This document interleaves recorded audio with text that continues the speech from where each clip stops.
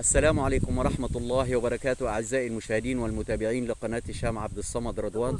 تحياتي لكم تحياتي لكم.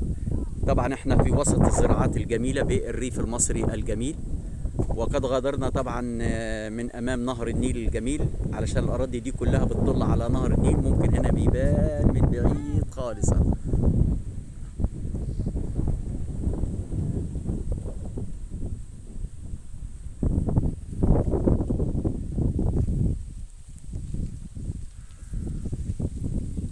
الريف المصري البديع الجميل، واحنا في جو الشتاء دلوقتي اهو.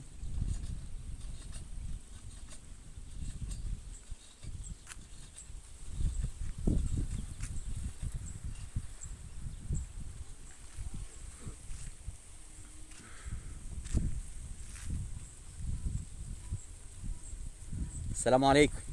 ازاي الصح؟ الله يحفظك، الله يحفظك. شكرا، متشكرين. الله يحفظك، ربنا يبارك فيك يا رب، الله يخليك. ازيك يا حبيبي، عامل ايه؟ كويس. اهلا اهلا بالبطل، ما شاء الله ما شاء الله.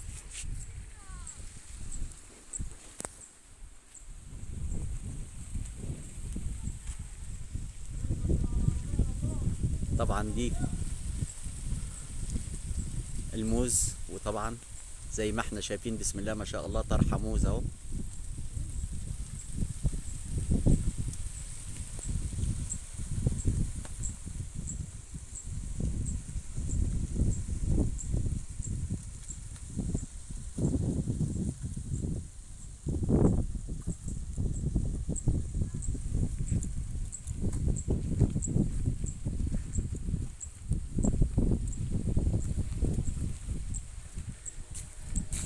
طبعا هنا جو جميل جدا، الواحد مش قادر يتكلم، مش عارف يقول ايه من شدة الجمال ومن الهواء النقي اللي الواحد بيتنفسه في هذا الوقت من السنة.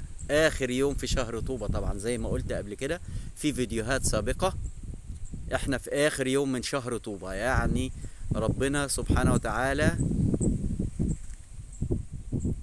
يمر هذا اليوم على خير، لأن احنا شايفين السماء اهو مليئة بالسحب الركامية اهي. كل السحب الركامية اللي لونها اسود دي كده تبقى كلها مليانة بالمية.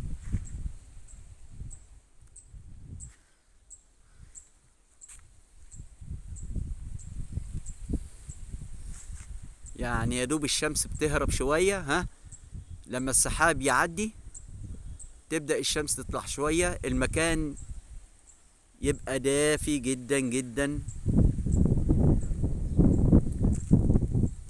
ودي محطة المية اللي لسه معمولة جديدة تبع مشروع او تبع مبادرة حياة كريمة، زي ما اتكلمنا في فيديوهات سابقة.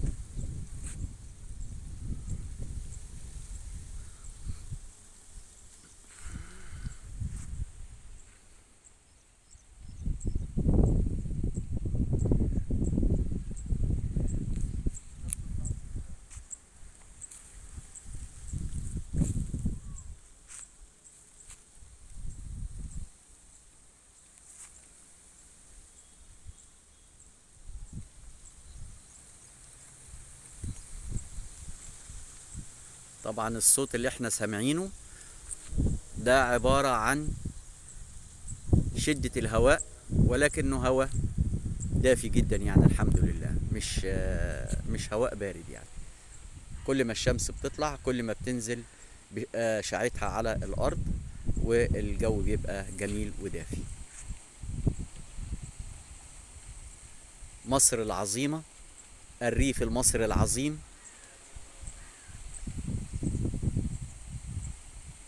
تحيا مصر، تحيا مصر، تحيا مصر.